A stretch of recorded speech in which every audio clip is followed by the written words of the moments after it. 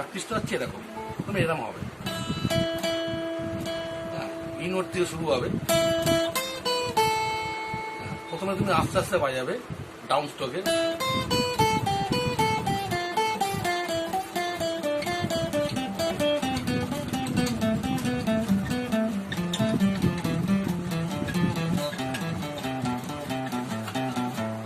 হলো। এবার আমরা এখানে নেমে যাবো।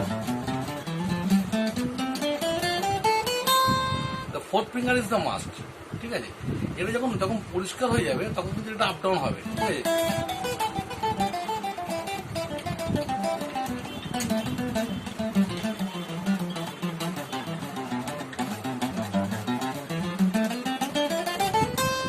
তাহলে কিরম দাঁড়ালো?